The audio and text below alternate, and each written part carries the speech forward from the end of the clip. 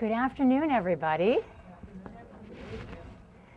So isn't it so exciting to be here having lunch with Anna Deavere Smith?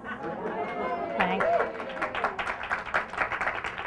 It sort of takes the old saying, there's no such thing as a free lunch. Well, to take care of, I think Michelle Smith is here with us today. Right there. I have not had a chance to meet yet, but this lunch was actually made possible by the generosity of Michelle Smith and the Robert H. Smith Family Foundation, where they sponsor a roundtable series here at Aspen, which actually makes it possible to invite colleagues and friends from all walks of life to join us for lunch, good food, and wonderful conversation and people. So thank you, Michelle, and thank you, Anna, for taking the time to be with us today. So before we jump into the conversation around an artist's voice, catalyzing social change, I have the privilege of knowing some of you, but not all of you, so I'd like to introduce myself. My name is Ann Mosley. I am a new colleague here at the Aspen Institute with a new program called Ascend, 2 Generations, 1 Future. And the work that I'm doing in that with colleagues here is looking at the growing number of children growing up in single-parent families, predominantly women-headed families. Many of us know this, experience this, but how do we really think about how do economics, education, and engagement come together? And come together in a way that really build on the resilience and the strength of families and kids and move them forward. So one of my reasons to actually join Aspen was I was lured here by the sheer brilliance and warmth and vision of Anna Deavere Smith, who serves on the board. And when this opportunity, sometimes you might think this would be an arts conversation here at Aspen, not really one about vulnerable families and about poverty. But when I had the chance to meet Anna, as many of you have as well, she brings voice and vision to the issues that many voices that don't have the chance to be heard. And so when we were thinking about the performance today, I wanted to sort of bring James Baldwin, probably one of your colleagues in many ways, a playwright from Harlem. He has a quote where he says, "The world changes according to the way people see it. And if you can alter it, even by a millimeter, the way people look at reality, then you can change the whole world." Well, I think that's what Anna Deavere Smith does in everything she takes on. So you all might know Anna is actually born and bred in Baltimore. Mother was a principal and a teacher. Stories of young boys, girls at the table, extra work at night as well as in the school. Father was a coffee merchant. Grew up in Baltimore when it was a segregated city. She is a playwright, a professor, a woman who walks through across the country, across the world truly. She's been a professor of drama at Stanford, currently a professor of performance art at NYU. And anybody who spent just even an ounce of time with Anna knows she doesn't sort of suffer fools lightly. If you're serious about what you're doing, she's serious about being with you. And so I've heard stories about students having to jump rope 20 minutes before you start class. Get them going. I do it with them. I mean, they should be it. But today we're going to really sort of jump into the conversation. I'm sure many of you had the chance to see some of the plays, Fires in the Mirror, Twilight, capturing both the Crown Heights time in Brooklyn, the LA riots. She does not shy away from tough subjects. She has been taking Washington by storm with Let Me Down Easy, which is about healthcare, but it's really about life, end of life, vulnerability, compassion, when we see it, when we don't. So with no further ado, I'm sure many of you have had a chance to see it. I want to sort of get into conversation with Anna. And Anna, so this play started when you were sort of just the very beginning, when Yale Medical School invited you to come up and help them with how they were doing their work.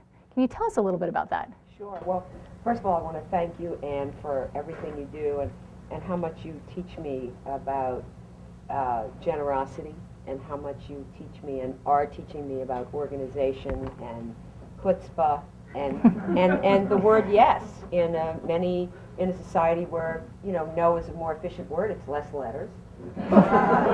You know, Wynton Marsalis told me that Miles Davis told him one time that only answer to every question is no. Now, that was useful for Miles Davis because he could spend his time practicing instead of doing other things. So thank you for teaching me more about yes and the expectation of getting yes. You mentioned James Baldwin. I want to say something about Yale and James Baldwin that kind of will set I think help make our lens for the conversation today. I was invited to Yale Medical School to come and interview doctors and patients and to present at medical grand rounds. I guess nobody can hear me. To perform at medical grand rounds, which is, a pretty fancy affair that doctors come to first thing in the morning. I mean, 7:30, 8 o'clock, not very palatable for an actress.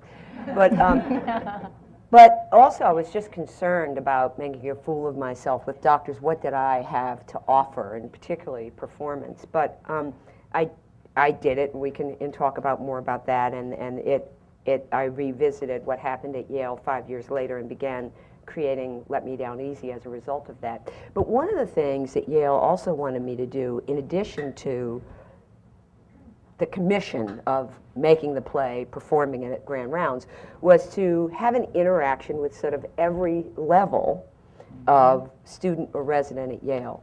And they put together this evening with the students from the Yale School of Drama, which of course one of the best schools of drama in the world, and residents, right? In this old library at Yale.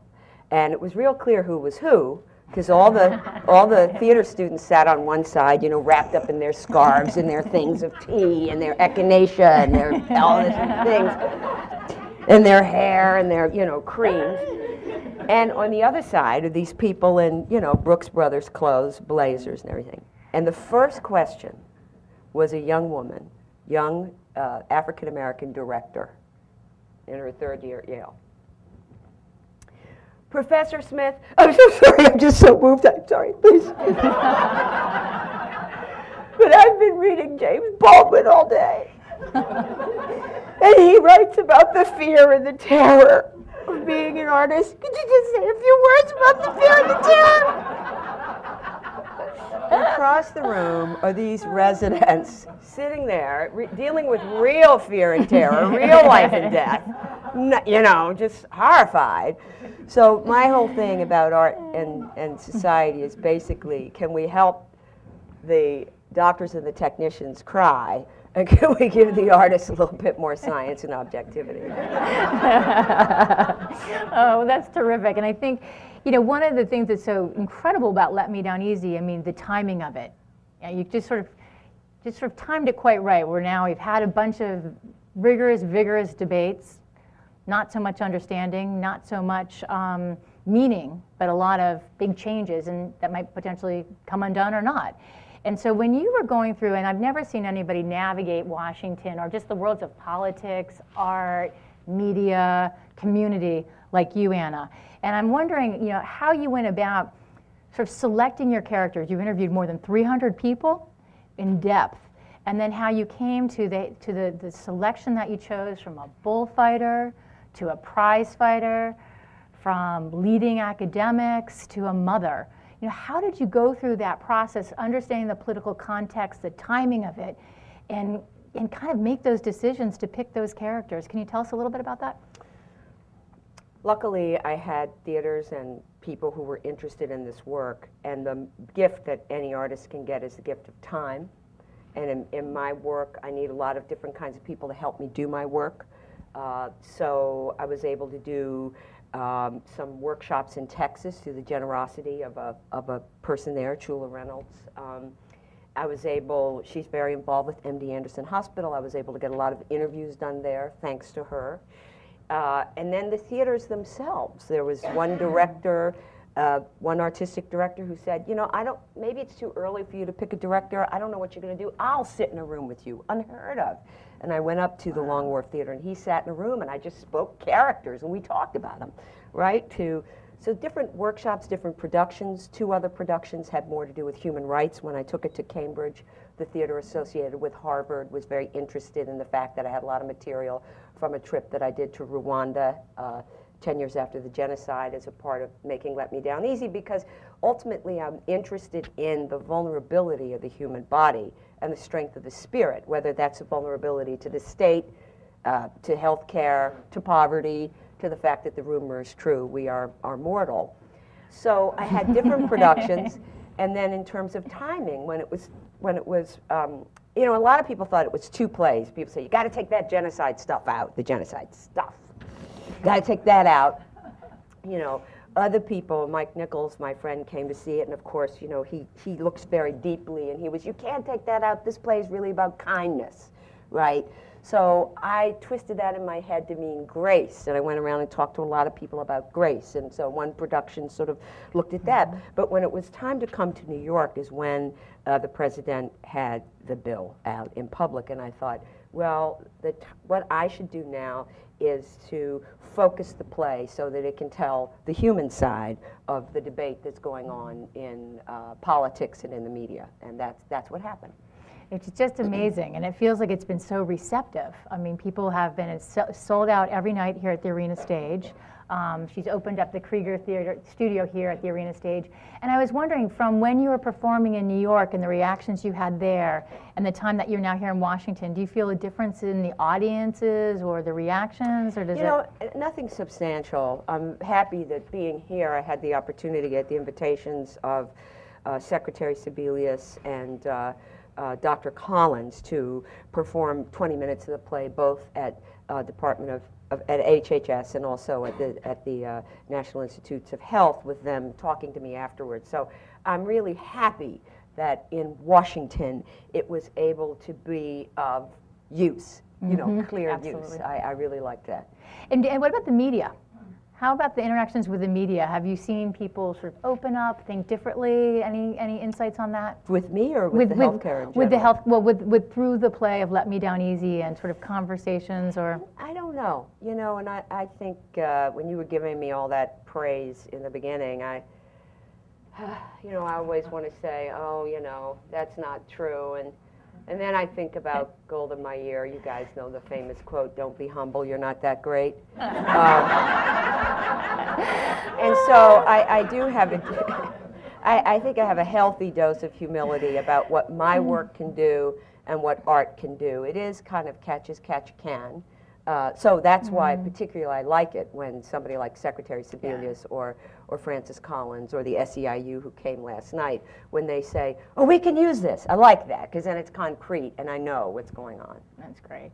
Well, and of all the characters, was there one that captured your heart, or also one that you weren't able to include that you still miss? Well, I miss many of them. I mean, but out of these 320 people that I interviewed, the 20 who are performed on stage have a couple of things in common. One is that they are all talking about love, something that they love. They're all bringing love to the stage. And the first character, James Cone, I asked him, great philosopher and theologian, who I was introduced to by Elaine Pagels, actually, who's on the board here at Aspen. And you know, when I asked him, what do these words "Let Me Down Easy" mean to you? He said, well, it's about love, right? And then ultimately I said, well, what about death? And he says, well, it could be about death too. But so the first messenger of the play is telling you that what you're going to see for an hour and 40 minutes or an hour and 36 minutes is about love. And every one of the 20 people is bringing a sort of descant on love, right? The most progressive message in the play is brought by the most conservative person, a Republican cowboy from Shoshone, Idaho, who feels that we should have a flat rate and doesn't say very nice things about wealthy people, you know. And then the other thing that these 20 people have in common, and so there is no favorite because they all do this, I'm a student of expression, they all have extraordinarily fascinating ways of trying to complete a sentence and of their gestural behavior. So that's really what I spend my time doing, is studying how they speak and how they move. So yeah, I mean, there are lots of people that I now miss. An extraordinary young woman who was 6 years old during the genocide, who was lost her whole family, was alone in a forest, washed the machetes of the Hutus who killed the Tutsis by pretending that she was a Hutu, is now at Stanford Medical School. Doing pre-med at Stanford. I mean, extraordinary. I miss that story. I miss how she used language. I miss her courage. I miss the extraordinary, experiences she's had. I actually met her at Aspen, thanks to the Bezos family, who, have this extraordinary program. They find these young leaders from all over the world who are found because they're in positions of vulnerability. Mm-hmm. That's terrific. And yet they are going to be leaders. Well, you capture as well as the love, that strength and that resilience, that just framing it that way and lifting it up to the opportunity. Well, the relationships that you have built through this. I mean, I'm wondering about, I had the pleasure to meet Ruth Katz with you, one of the characters in the play. And you have maintained a close relationship. Do you always maintain the relationships? And with the other characters in the play, Lance Armstrong, I mean, how do you maintain? Everybody brings up Lance. Everybody, you have to. But how do you manage that and maintain that? How does that go? Well, in my other work, I don't think it was an issue. I mean, if people came, they came. In this play, for some reason, we always invite people. But this play, maybe because it was going on for so long, so many years and so many different productions, I really did make a real effort to get everyone to see it, and because it's gone on so long, I've had the opportunity to develop relationships with the characters, and there are only 20 of them. I say only 20 because my play House Arrest had 50. The big play about the Los Angeles riots had 43 characters. Almost everyone has seen it. I don't know what they really think. I'm sure they have ambivalences about it. But as you know, Ruth gave me a party last week, and I was saying that I'm one of the few playwrights that's ever had a character who threw a party for him. So it's pretty fantastic. It's pretty fantastic. Well, one of the things that you and I have had the chance to kind of catch up with on a sort of an annual check-in out the Ideas Festival out in Aspen, we sort of come together and have a little chat about race in America, and sort of race and class and power and all of that good stuff. And I was, I was going back and actually watching your one of your performances at TED. I think it was TED at Monterey, and you were channeling Studs Terkel, and looking at sort of, we're not just one experience, we're the aggregation of all of our experiences. And so I was, thinking of you and channeling you, and going back to 1991 with Fires in the Mirror, and just how raw the experience of Crown Heights was, and then LA and Twilight following. And for many people, a lot of people were shocked with the race riots. And for many others, it wasn't so surprising. And it was a moment where I think you took something that was somewhat of a wake-up call for our country, and you almost made it more of a learning moment. And when I think about where we were in early 1990s and where we are 2011, and all the work that you've done along the way, and then here you are at healthcare, this sort of major issue for all of us.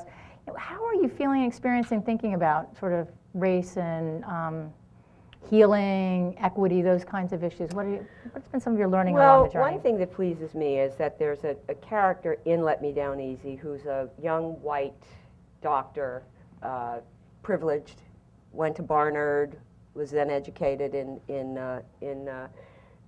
New Orleans at Charity Hospital, a public hospital in New Orleans. Debate about whether Bellevue or Charity is the first hospital for poor people in America. And she talks about her shock during Katrina, when at Charity they were the last to be evacuated. And this was not surprising to any of the people who worked there. They didn't even expect to be helped at all. And I would say that of the characters, she and a white woman who runs an orphanage for children who are dying of AIDS in South Africa, those are the two characters that the audience most often says they were attracted to, were moved by, wanted to know more about. And who comes to the theater? People with certain kinds of advantages, either intellectual or financial advantages. So the fact that people are responding to those characters who are talking about vulnerable people when there's lots of powerful people in the play, right? Means to me that as Americans, we do open our heart to those who are vulnerable, and there's a great place for caring about them. That's what I've experienced so far. In not just doing this in theaters, but taking those characters around the country in different places when I speak and being able to perform them. And I think this folds into some of the work that you're going to do here at Aspen, which is just so important, and I hope timely. Me too. And I think the social change piece, the ability to change hearts and minds is at the core, and bringing people into that human connection is really powerful. I mean, this young woman I told you that I'm a student of expression, and I'm so interested in how people talk and what they say. So this young doctor, at a certain point in her interview, says to me about charity. She says, you know, one of the most, she goes like this, she says, probably one of the least pleasant parts of my job at Charity Hospital, a public hospital in New Orleans, is that I see people who come in to train at Charity, right, just like this. And even though they have, in my mind, a tremendous opportunity to see exactly what it is like in some sense, I mean without living it, she leans forward, to be poor and to open your heart and open your mind to these fantastic people we have coming into the hospital. These fantastic people. The poor black people with no prenatal care. These fantastic people. That was a wonderful moment. That sparked my imagination. I said, oh, you know, I think about some of the debates we've had. I was the first artist in resident at the Aspen Institute, thanks to Sidney Harmon. And that first summer, I remember I did a panel, and we were talking about education, right? And we're talking about what it would take. Somebody earlier had talked about what it would take to get Americans to really think of all children as our children, right? So I thought about that as an act of imagination.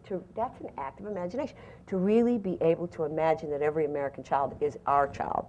And so whenever I trip over these people who, whether it's on a panel at Aspen or somebody like Kirsten Kurtz-Burke, who find another way of articulating that help us see it as an opportunity, not just for them, but for all of us, it's interesting to me. Well, you've been an incredible pioneer in that, and I was, sort of wondering, when we think about other artists like Sarah Jones, Eve Ensler, Heather Raffo, and how they've used theater, art to sort of keep social change conversations going. And my daughter, I have a 10-year-old daughter they're doing their 5th grade production of Harlem Renaissance, and she's Augusta Savage. So we've been having these great conversations about what it was like to be an African-American woman, sculpture, doing art in 1930s, and thinking about from where we've been and where we are and where we're going, and thinking about art and its ability to change minds and raise different issues. Sort of, how do you feel, because I know you care so much about history and where we've come from, but then thinking about this generation of many women, but really women and people of color, bringing their voice and their perspective into the artist arena and using that really as the powerful venue as you described. Well, we have to see. I know Miss Michelle Smith, who's been so kind as to make this possible for us, is also very dedicated to education at the University of Maryland. She and her family have done some extraordinary things, and I know there that they have taken another look at how young artists are being educated. The bad news about my generation is, to be blunt, and sometimes I run my mouth, and you've already said that I don't shy away from the tough issues, but my generation did not a whole lot of people of color left standing. From when I started out, because of the explosion of the 60s, there were all kinds of people, all kinds of theaters. A lot of that's not here, a lot of those artists aren't here. So I do hope that the sort of promise that I see in the many young people who write to me and want advice, and I've written a book called Letters to a Young Artist to try to help with that, and many people wanting to work in ways outside the box. Yesterday, 2 days ago, a young artist from Finland interviewed me and said, what advice would I give the people who are doing my kind of work? And I said, well, I don't want them to do what I did, you know, that I was trying to do certain things. I said, be original. And the other thing is to find other ways, new ways to interact with institutions, existing institutions, and ways that authority works in the quote-unquote art world. Because that's the only way we're going to get new voices. It's the only way that we're going to have any kind of real, for lack of a better word, diversity in terms, if you did a study, if Aspen did a study of who runs institutions, it's not very democratic. Actually, corporate America had more success. I was an artist in residence at MTV Networks and helped them with their diversity project. Tom Freston wanted MTV Networks to be one of the most hospitable. This was a real priority for him. If you look around MTV Networks, you got a whole lot more people of color in position of power than we have across the country in the art world. So this is serious, and this is our culture. This is our culture. This is where we have another ability to have influence. And if we don't have better representation there, we're in trouble, and people can't afford to go to school. $40,000 a year is ridiculous. You know, I went for free. I was paid. You know, I wasn't planning to be an actress. I went to California looking for a social movement. It was over. You know, called up a theater because I had a lot of free time. Actually, I was working in a junior college, and it was an amazing experience, what I did there. And had some free time after I'd sort of managed to buy a car and quit my other job working in a drive-in movie theater in the concession stand.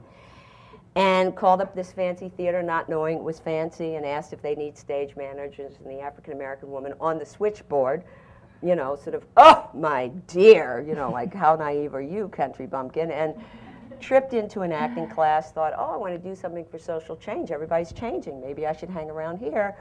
Then they put me in the company because the one African-American woman quit, and then I was ready to come to New York, and the guy saw me walking through the green room, the big cheese. He beckons me and he says, I hear you're going to New York. I said, yes. He said, well, we want to start an MFA program. We need students. Why don't you stick around?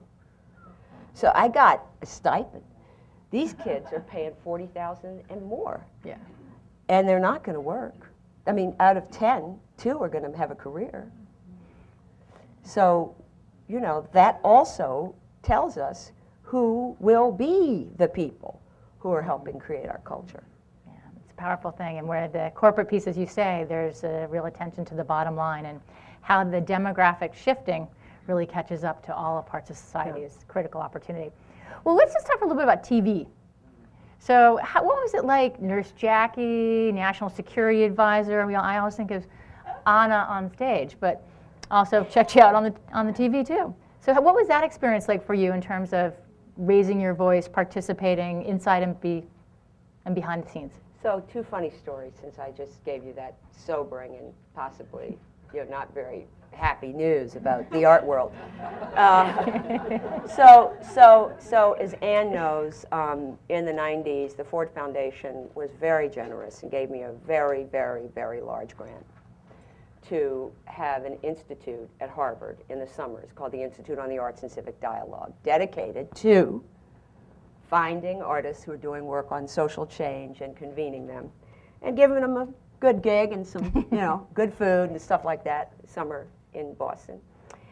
And so I get this call to go on the West Wing, and it was like in days Susan Beresford was coming, the then president of the Ford Foundation, and Allison Bernstein, then vice president. And I had, you know, this is like a big deal because the project was over, they were coming. You can imagine how we were preparing for that. So it was to go on the West Wing, and I said, I can't do it. So my publicist, the late Stephen Rivers, called me and said, you get on that plane. I'm arguing. He said, get on the plane. I don't care. You go out there. So this is in 2000. Now, there was some buzz that Condoleezza Rice was going to be National Security Advisor if Bush won. So I knew Condi because I was at Stanford and she was my provost. So when I arrived at the set, I saw Aaron, and I'd been in his movie, American President. I said, "Thank you so much, Aaron, for inviting me to do this." Now, were you thinking about Condoleezza Rice when you thought of my character? Is that why you want me to do this? And he said, "Who?" So my little joke is, I'm the first African-American woman national security advisor. And on September 11th, I was on a runway, a plane that was supposed to take off at 9:04, could not get back into the city, was standing around a Marriott because I just got in the first moving thing, which was a van. And Sandy Berger will tell the story that people were coming up to me. And he had been my, I'd call Sandy whenever I got a script to say, "What does this mean? What do I do?" So that is hilarious. That's our country. Anyway, and the power of culture. And then in terms of Nurse Jackie, which I'm on right now and I love so much, and interesting, isn't it, that it's about healthcare, and I get to play the very unappealing Mrs. Acolytus. I was in a gym. I told this the other night. I was in a gym in Sun Valley, and a woman came over to me, and she said, "You know who you look like?" She said, "You look just like that woman in Nurse Jackie." And without thinking, I said, "That's an insult." Because I forget that it's me. You know what I mean? It's not that I forget who I am, but I forget, I'm so involved in the inner world of Mrs. Acolytus that I forget that it's me. Well, so you're still on the road. You've got more shows to do, people to meet. But when you think out on the next horizon, one of the things I know we've been working a little bit on is your Anna Deavere Smith Works nonprofit work and thinking about artists around the world and social change. So I thought maybe we'd talk a little bit about that and what's your vision for that and kind of what's going on in that space. So Anna Deavere Smith Works is a place for artistic excellence in social change. So the charge is to try to find the people who exemplify that those two things can come together. So a lot of times we think, well, if it's about social change, it's going to be didactic, it's not going to have artistic excellence, or you don't get to be Yo-Yo Ma unless you're constantly practicing on your cello. So how do we put those two things together? And I think the time is now. It was my enterprise that I started in the 90s at Harvard, and this is another version of it. I'm finding artists from all over the world who are absolutely fascinating and who are dedicated to using the media of art, the media of their skill set, to have influence, to say the things that politicians can't say. Politics is a very, very, very sophisticated use of language and influence. And the media is now too, and the media, has become another form of entertainment. So where will we be able to convene people around some of the problems and projects that concern us and that we love so much? And so I think that art gives us the opportunity to do that convening. So I hope to continue, as we just did with the Mellon Grant, convened some wonderful artists from around the world for a week in New York at NYU.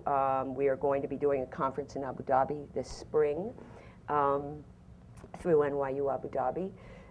And so when you convene people, first of all, you find out if there is a movement, you give it a name, you give them courage. Most of these people are sort of, all that I'm interested in, all work outside the box. They're very resilient people. One of them is Din Q. Lay, a great, wonderful media artist who just had a beautiful piece at the Museum of Modern Art, where I'm actually on the board. And he had, Glenn Lowry actually says there's a movement of people who were here who are now going back home. So his family had fled Vietnam. He was educated here and then went back to Vietnam, where he's trying to get a movement going there. And so when we're sort of all, huddling around, trying to give him courage and, stick with it and what's next, at one point he said, "Well, I heard from the cultural police." And I said, "Look at what you're doing when you talk about the cultural police. It's got like, if I heard from the cultural police, I'd be all scared." I said, "You seem to be delighted that you're going to have this opportunity to meet with the cultural police." So So that's what it's about, and hoping also to influence education and how we're educating artists. And the good news to me is that when the new dean of Juilliard took over, he was quoted in the New York Times saying that it was time for Juilliard to open up its windows and have its students more involved in the world. And I called him up. I literally called him up, said, Ara, did you really say that? Or is that a misquote? And he said, I did. And so if Juilliard, you know, the mansion on the hill, where it is about, you know, playing your cello, developing your voice, if even they think that artists need to find a new way of combining excellence with the world outside, then the day is here. Oh, that's terrific. And when we just think about civic engagement and the role of social media, just I'm sure everybody's like half in your mind thinking about the square in Egypt. Just information flowing, people connecting. I think, you know, the artist in Iran or in Afghanistan or in Anacostia, just voices have a chance to break through. And it's exciting that sort of the institutions are also, you know, want to stay in the game from their mansion on the hill. So one last question for me. I feel wildly selfish having all this, you know, great time with Anna. I'm not going to even let her leave town off to the sunny San Diego, but for the continued production. But so future plans. You have talked a little bit about you run toward the big ideas, the tough challenges. You are not someone who sort of says, you know, I have a hammer, I'm going to look for a nail. You are on a bigger level. When you think about education, incarceration, you've also talked about maybe wanting to go home to Baltimore a little bit. Sort of what's on your mind for future areas to explore? Well, you never know, and there are no lack of ideas. I always get scared when you talk about them. You think you've done them and you haven't. But I have a lot of energy for people who are vulnerable. And that's my interest, and my next project will have something to do with a form of vulnerability. Excellent. Look forward to that. So we have a fantastic audience of leaders from all walks of life here in Washington, and so I'd love to open it up for questions. Devin back here has a mic, so if people want to just maybe introduce yourself to Anna with your question, and we will go. And the great thing is, just so we know, we are social media savvy, thanks to the Aspen communications team, so we're talking to everybody right now, as well as everybody in the room. Any questions or?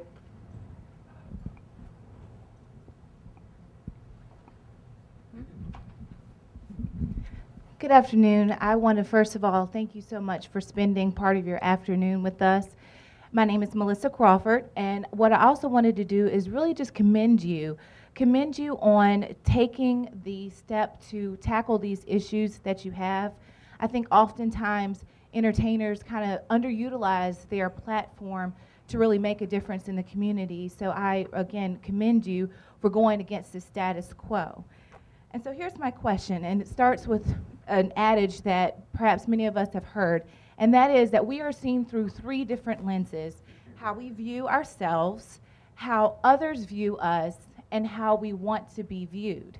So my question is, when, at the end of the day, what do you see in terms of how you want to be viewed by others and in terms of your legacy? Because I could tell you how I view you. I view you, again, going against the status quo and being very courageous and even sharing some of your vulnerable moments. But just from your perspective, how would you like to be viewed? Well,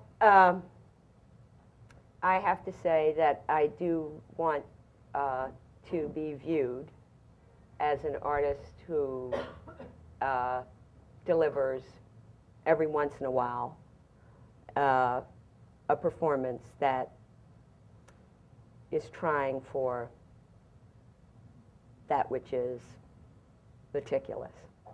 How's that for a roundabout answer? I'm trying for that. And I'm fine if you just see my effort. I know how impossible it is to get it exactly right. So if you see my effort, and well, a lot of people want to be effortless, but if you see my effort and you're moved by that, and if you yourself learn something from that, that's good enough. And then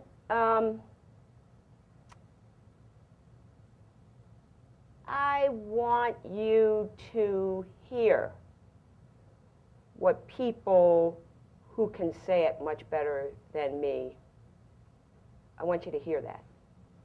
And I want you to maybe remember something that I've found on my journey of this play, Let Me Down Easy, is part of a project I've been doing since the late 70s called On the Road, A Search for American Character. I want you to hear it because I thought it sounded very beautiful. And then I probably would like you to think, well, she's a 5'10" on a good day, sometimes 5'9½", light-skinned African-American educated woman from Baltimore, and she's acting like a right-wing bull rider cowboy. And if she can embody that, maybe I can think about that person differently. Or Hazel Merritt, who had a horrible experience happen to her daughter while she was having dialysis. So I would like you to remember me as a person who is reaching, and you know, that maybe you'll think about reaching too. Does that sound too high and mighty? Okay. That's great. That's great. Great. Oh, okay. Want me to go over here?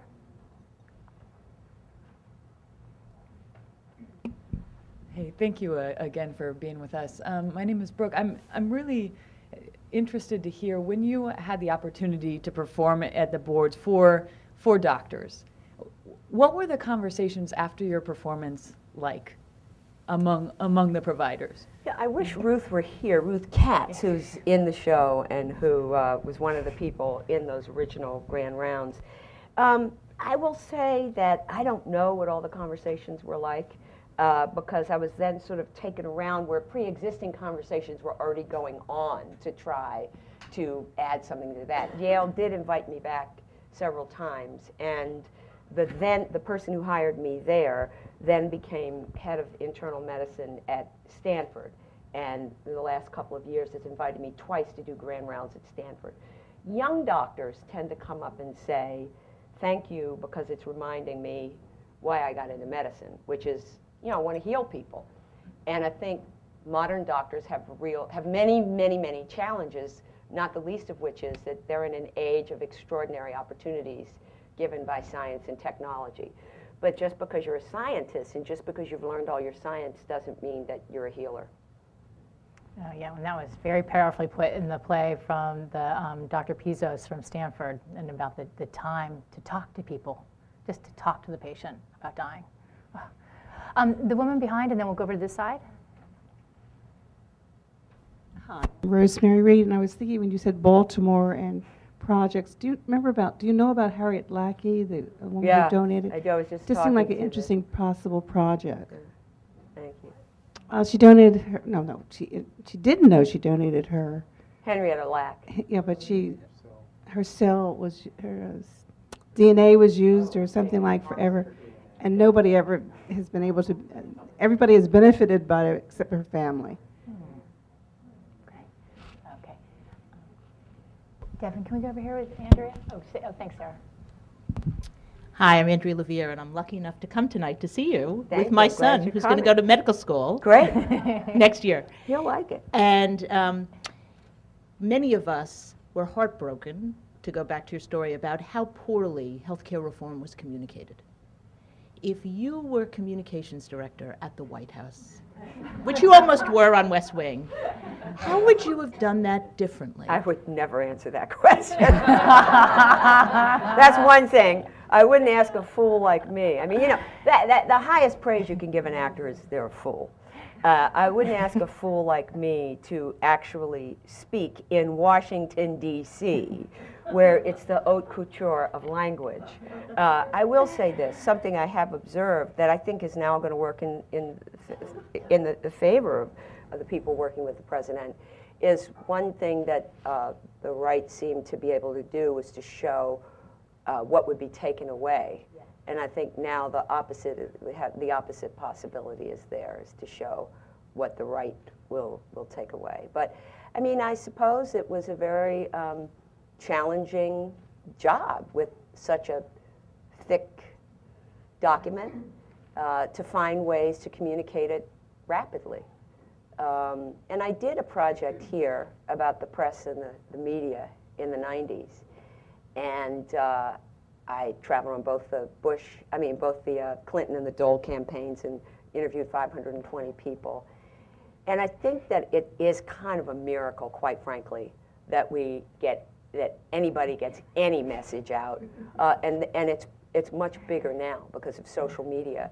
And, you know, that's the first time I ever heard that expression. George Stephanopoulos is the first person that told me that expression, rapid response, right? I mean, that's just as early as the 90s that became the status quo. So the fact that one has to respond so quickly, I think it's amazing that they got out as much as they did. Now they have another chance. Gentleman in the back. My name is Rick Gross, and I'm a friend of Ruth Katz. And during the performance, I shut my eyes, and I could believe that was Ruth on the stage. That's how much I thought you had channeled her. Can you talk to us a little bit about technique, or what you're willing to share with us about technique? When you interview, do you tape? Do you listen to the tapes?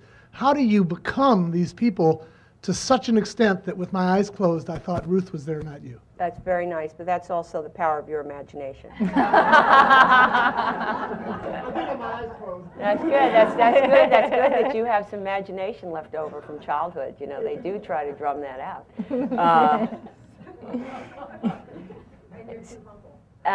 So here's a good thing about Aspen. I can thank Aspen for where I am technically with Ruth. I ran into her on one of those wonderful crosswalks at Aspen one summer.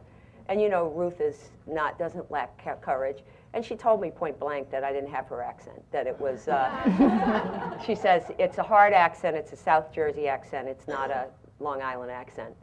So I went back and listened again, and I was able to figure it out. She doesn't say wanted you, she says want ya. And even though she's a highly educated woman and has been a dean and everything else, she doesn't say hospital, she says hospital. So I just really listen to how she says the words that she says, and I know that it's not how I think she says them. But I do have tape recordings.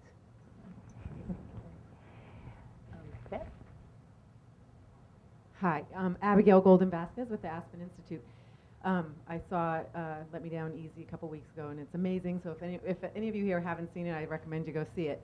But you had this incredible opportunity to spend so much time with so many people across the United States and across the world, and really interview them deeply and find out about their spirits and their passions. And I was just wondering if you could share with us what you learned about the human spirit from undertaking this endeavor.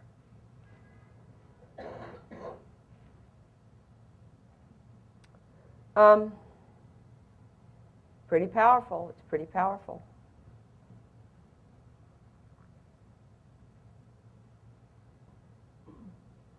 You know, I think again about Ingrid and Emma, this young woman who was 6 years old during the Rwandan genocide, trapped in a forest all by herself, walks out onto the road, had lost her sister because her family decided to split up so that nobody would be killed all at once. So she was with her sister, her older sister, she was 6. And she lost her sister, and she's walking in this forest at night. And then she comes out, and she sees her sister down the road, and her sister is on a line of people who are about to be killed. And just before they reached her sister, the killer said, "You know what, we're tired. We're just going to go home and eat. You kids, just go on home. You're going to be killed. You're going to be killed by sorrow." And when I interviewed her, it was at the stage of the work. Remember I told you that Mike Nichols had said to me my play was about kindness, and somehow in my head I twisted that to grace. I was looking for definitions of grace. So I went to an imam, sounds like a joke, right? Imam Faisal Ralph, who's now quite famous for Ground Zero, not at the time. A rabbi, Rabbi Wolpe in LA, Peter Gomes, who's now representing the play, James Cone, Buddhist monk. And when I asked her, what is grace? She said, well, I'm not so sure that what I mean by grace is what you mean by grace. And in Rwanda at the time, there was a campaign to ask for the Hutus to come and ask for forgiveness. And she says, I would like to forgive the people who killed my family, but, you know, you can't give forgiveness unless you're asked for it. And they won't come and ask for it. They're still oblivious to what they did. So she said, I'll just give them grace. And she said, I'm not holding them in my heart anymore. That is resilience. That is imagination. That is liberation. Freeing herself. Not from the pain, but freeing herself from that oppressive idea. And saying, if he comes and asks for the forgiveness, it's ready for him. But in the meantime, I just give him grace. And when you think about it, that's even like a grace note in music, right? So people are always offering me these incredible, that's a very strong example, these incredible twists and turns. On the other side, what I love so much about that bull rider is that he says to me, when you think about it, we shouldn't be able to stay on the back of a bull that's trying to buck you off because we weigh 150 pounds. They weigh over 2,000 pounds. And I think it's determination what keeps you on the back of that bull. Well, I mean, I hope that on a given night, somebody who's going through something in work, in love, in health, gets courage from that idea that a lot of times the odds are completely against us, but we hang on, and that's called determination. Great question, great answer. Lori? Hi. I think, was it Lance Armstrong in the play who talked about being present Yes. in the moment around the table? So I was struck by that because I work with an organization called Be Present, and that works on gender, power, class, race issues and how to communicate and across those divides. And so I wondered if you would be willing to say something about what you feel is a key or a tie or a connection between that concept of being present in a moment and the possibility for, for grace and building durable relationships with other people. Well, in terms of acting, of course, all actors, all performers are interested in this idea of presence, right? Because it can mean also charisma. The notion of the presence of an actor is that my presence will make you present, right? Or, our president has such, and has always, from that first speech that we all got a chance to see at the Democratic Convention, this extraordinary presence that we can't really define. We don't know why President Obama has that explosive presence that had transmitted all across the world. I was in Paris right after the election. The cab drivers, the usual French cab drivers, I wanted to talk all about it. They were so excited. So the best definition of presence from my field, my media, is by a theater practitioner named Joseph Chaikin, who actually wrote a whole book called The Presence of the Actor. It's a wonderful book. And in the moment that he defines presence, he says that presence, he says sometimes an actor won't have it in normal life, but they will have it on stage. And he calls it a deep libidinal surrender that gives you the feeling from the audience that the person is standing right next to you. So one of the people I go to study presence is my good friend and call her my big sister, Jessie Norman. So to hear Jessie Norman sing in Paris, where they love her so much, or Austria, everyone has that feeling that she's right there. I think it is, if you technically were trying to have presence, it has to do with simply paying attention and breathing. And then if you want to think about it in terms of grace and how to be present for others, I think that word that Joe Chaikin uses, surrender. It's a form of surrender, right? So even when I'm doing an interview, I know I'm not working well until I have this awful sick, like almost nausea in my stomach that goes, oh, you don't know this person at all. You did all this research, you think you know, you've been getting along quite fine, but now they've just said something, you don't know them, they are a stranger. You will never be them. And that's the place I start working. But I have to be present in that moment. I can't, it'd be very easy to just disregard that and go with what I know or what I want the person to be. So I would say that the word surrender is key. Over here.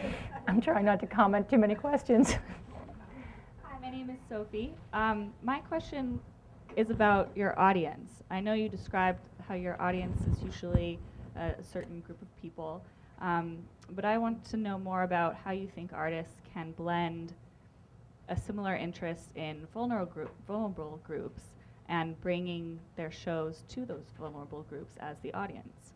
Well, shows or practices. I mean, Eve Ensler is in the Congo right now. I think that Eve has done amazing work in that regard because here's the funny thing about how we think about audience. So my play Twilight, I interviewed over 300 people after the riot, ranging from Daryl Gates, the former chief of police, who was he would say it was his lack of response that caused the thing. He would say that. He came up, he would say, I blew it, right? From him to, you're too young, but from him to a young African-American man who was televised beating up a white truck driver. That was the range of people I talked to, right?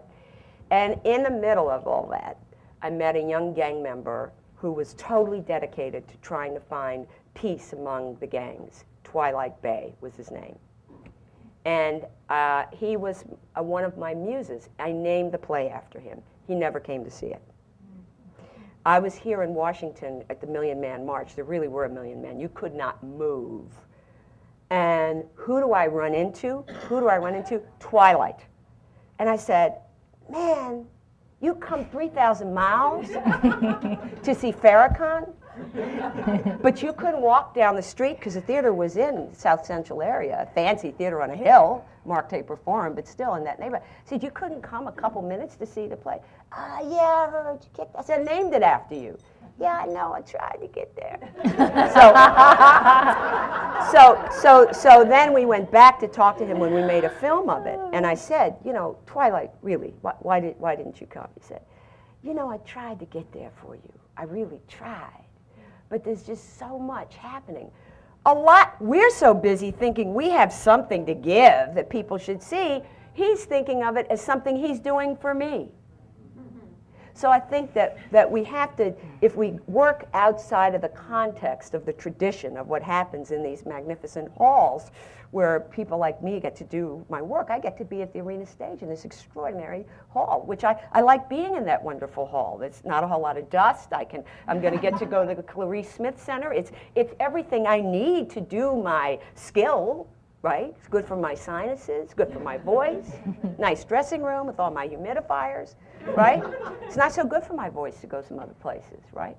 But so we have to rethink this whole idea that we're bringing and giving so much, because I always think about what other people are bringing. And so I think before we even get there, we have to rethink that relationship of what we could possibly be giving. And this is very important as artists start to try to campaign to make sure that art stays in our society, what we expect from the government, what we expect from the president, what we expect from all of the people who work with him, what we expect from schools, is I think we have to rethink it and not be so high and mighty, and certainly not say we're doing things we don't do. I mean, I don't know if dance teaches math. I think it's pretty dangerous to say it does if it doesn't, right? But to say what it does do and to find the language to campaign for that, right? And in it has to do with who sees it, why should they see it, what does it have to offer them, and making relationships. You know, the bull rider will come, right? Twilight will come now. In fact, then I hear from him years later. Hey, you remember me? It's Twilight. I'm writing a book. I thought maybe you could help me. Right? So that's a relationship. So it wasn't about coming 10 minutes to see the play, but the relationship is about helping him write a book. Absolutely. All right, we're going to take a few more questions back there and then over. I add my thanks to all the things that have been offered for your being here. My name is Lisa, and I am a native of Baltimore, born and raised, and you make me so proud to be from Baltimore. My question is about energy, and you described yourself as a person with a lot of energy, which is very obvious. And I'm curious how you draw energy from others, how you recharge your energy, how you keep your energy, how you keep it positive. If you could give us some thoughts around energy. Well, you can't always draw energy from others. In the beginning of my career, I spent most of my time teaching, which I still love to do whenever I can. And I talk to all kinds of people, hairdressers, psychiatrists, masseuses, all kinds of people to say, how do you keep people from draining your energy? And I never really got any answers. And when I teach, I mean, I just go home and fall right in bed. I can't move. I cannot talk at the end of it. It is really, really, really draining. But I want to do it, so I do. And I've never figured out how to, quote unquote, protect my energy. The secret to energy, I'll give you all right now. It's very simple. For me, this performance, kale. I knew it. Kale. I knew it. Kale, K-A-L-E, kale. Steamed kale, sauteed kale. There is red kale. I have a friend who says there is red kale. Now Whole Foods even has kale chips. High in calories. Look at the calories. You think it's going to be low because it's kale, dried kale.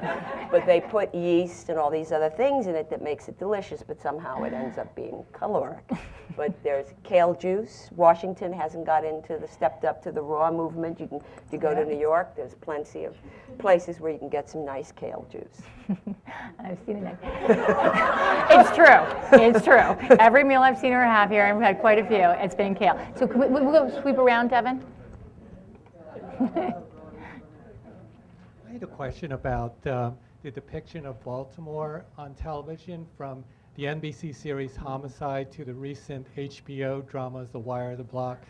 Even though they're good guys, the overwhelming image you have is bleak, crime-ridden.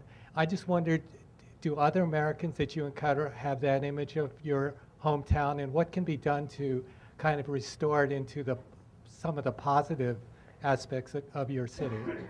Well, I don't know, because I haven't seen those shows. People do think of The Wire like Dickens almost. So, I mean, it's obviously a lot of artistic excellence and skill goes into rendering that. I don't know, and I do want to go back to Baltimore and take a look myself and sort of size that up. Just from my little sort of going back briefly, I did become more and more concerned in the 90s that my mother and my aunts, all of whom were teachers, the type of Baltimore they were trying to produce in terms of educating people, and all my mother's friends, I was concerned that it looked like, wow, what happened to that? But I don't know, and it's something I want to find out. Gail? Okay, I'm hoping it's not too complicated. My name is Gail Kitch. I'm trying to mull this over in my mind about trying to get to what I want to ask you, which is something about how to sustain what it is that you create in your performances in terms of what my sort of sense is of the kind of learning that goes on, the teaching to listen, the kind of empathetic piece that is basically what I sort of see you doing for your audiences. And the thing I worry about is, great when people walk out the door, but how do you ensure that they've really took away the kind of skill you're acting them to sort of activate, which is not just, connecting with the doctor who talking with these fantastic poor people, but literally when they walk out the door and look at the person on the corner or whatever, look and say, wait a minute, I understand that person is like the kind of fantastic people we're talking about. Not just loving the moment of having you give them the experience and sort of basking in that, which I think we all do a little bit, sort of trying it on. or being enlightened, having an aha moment because you've helped make that happen. But how do we all think about, for me, this is the core of civic engagement work, how do you really cause that to be sustained? Part of it may be to have multiple experiences, and it's not may not be necessarily the artist's responsibility, but maybe it's all of our responsibilities to understand that it's not just, boy, you had that moment, but you carry that learning, and someone actually, and it's on both sides. It's also similar for the vulnerable audiences to see it the other way. Everybody sort of has to learn how to do that, and I wonder how we do that. So she should come work for Anna Deavere Smith Works. I was No, I mean, that is exactly why I started what was the Institute on the Arts and Civic Dialogue in the 90s, and why I am now revisiting that project with what is called Anna Deavere Smith Works. You know, I struggled as an artist until I was 40 years old. Nobody cared a thing about my work. Nobody. And, you know, we don't need to hear all those stories. But so then I had been doing my work on the road to Search for American Character. The 13th play in that series was a play about riots between blacks and Jews in New York City.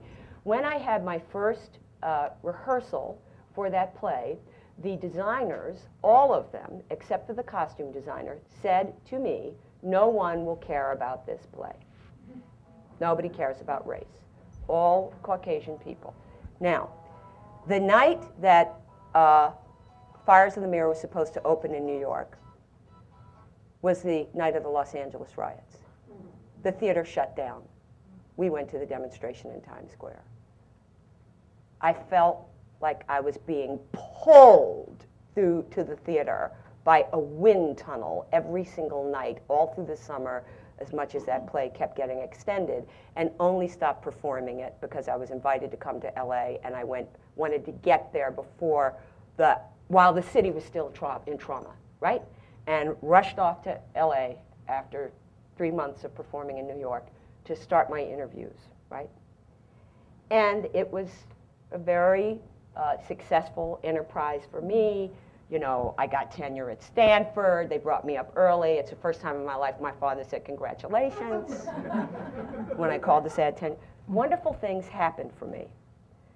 And I am very grateful for all of that and feel guilty even saying the next sentence I'm going to say.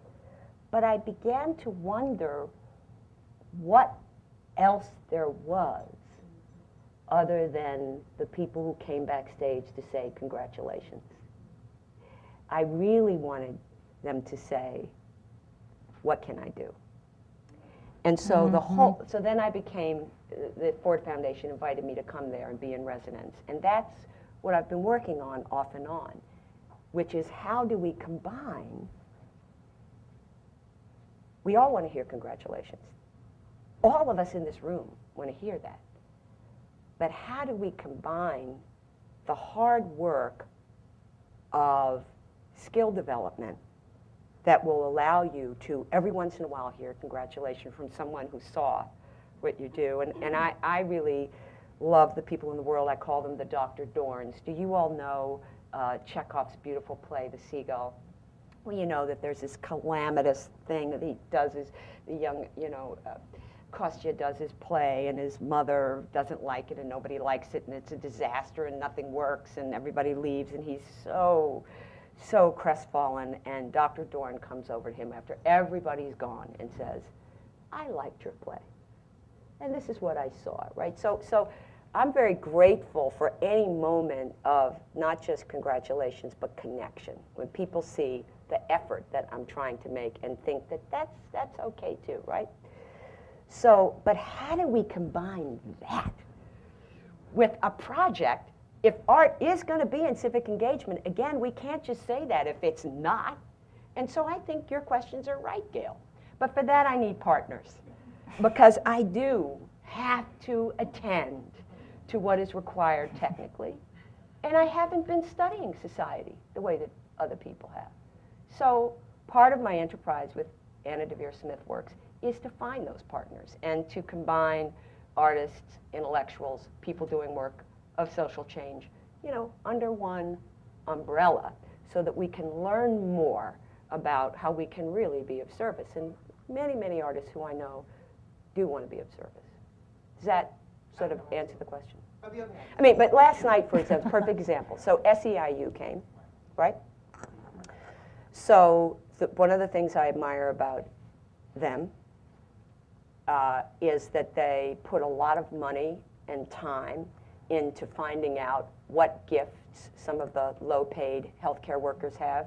The gifts that I'm most been exposed to are the gifts of communication, right? Whether it's to introduce Jesse Jackson at a rally or whether it's to get on the phone and try to get somebody to join the union. So they had a young woman worker on stage with David Deavere, who works with the arena. And then I came out late. I knew if I came out first, everybody would ask me questions. But what I want to have happen is for them to talk to her. And so I think that was a very good structure last night with David and the worker. At a certain point, I came out, and then it's not about what I just did. It's using the convening power of the theater to take it someplace else. And so we could make these kinds of structural things happen all the time. Grab the moment. Okay. Margaret, and then we're going to wrap up. Hi, Margaret O'Brien, and I sort of caught you in the hall to say that we were able to work to invite 200 community health workers to your performance last Sunday, the matinee performance. Many stayed for the talk back with the, I guess she was an ethicist from GW. And it was really interesting. She said, you know, I went to the performance last week and I went today and the reactions were totally different. So I thought, you know, there's this silent communication that's kind of going on. It's not verbal between the audience and the art that I can't name, but just to have her say that, you know, I thought there was an interesting energy in that room, and so we got a lot of feedback, as you can imagine. Overwhelmingly, it was affirmation that what you captured affirmed what these people, a lot of young people working for nothing on the ground, are hearing and internalizing. So sometimes the communication is totally without words, and fascinating. So I wanted to add that. Well, I think you just eloquently helped us understand the possibility and the challenge of bringing art into civic space by saying and naming that which is not the words, right? So this kind of way that I work began with my study of Shakespeare, when I realized that part of the reason he could bring such particularity in terms of identity and character to his work was the very moment when he departed from iambic pentameter, da-da-da-da-da-da-da-da, right? And so I started to think about the possibility of thinking of language as a kind of a jazz, as language as an interpretive art, right? So if you come see my show, even though I'm striving to say every and every and it's highly technical, it's going to be different every night because of interpretation and also because of the audience. So I think by you naming the fact that part of what any artist in any art form is after is to expose the unspoken, that which is without words, is on the one hand the possibility, because that's what's closest to our heart, right? On the other hand, it's a problem in a verbal civic society which uses words to win points and kill things. Right. So how do we put that together? And I thank you for using those words. Okay, one level. May I just ask, because there's probably not time later, and I know how busy you are, but I would like to invite you to come and visit a program that we have with inner city DC high school students. We take distinguished writers into the classroom and sometimes into the National Gallery Auditorium with 4 or 5 different high schools represented there.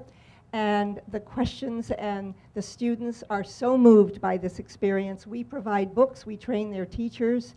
We would love for you to be a guest at one of those events. I know you're terribly busy, but we would also honor you at a dinner, and there would be... Kale? Is there going to be kale?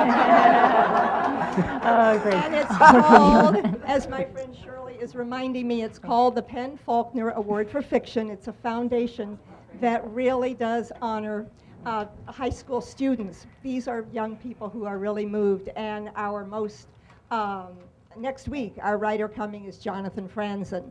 But we would like for you to be a part of this ongoing series we have, and we would honor you. And you would Okay, be thank the you, student. thank you. Well, Anna, one of the ways she makes it through Washington going at the pace she does is discipline, which I clearly have not had by ending on time here, but I'm happy to follow up and connect. Anna and I have long-term, well, somewhat long, depends, partnership and respect. And I've just, from the work that we'll be building here at Ascend and taking on, looking at education, economics, and engagement, happy to connect on some of these opportunities. But I just, I want to thank all of you for coming. I'd like to sort of, we won't go with a silent close, but I'd ask you all to close your eyes for a moment. And I want to just share a few words and think what comes to mind. Effort.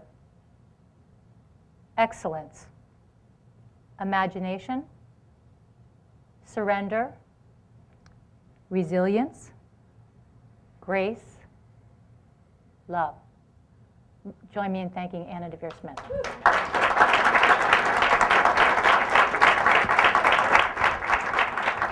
That was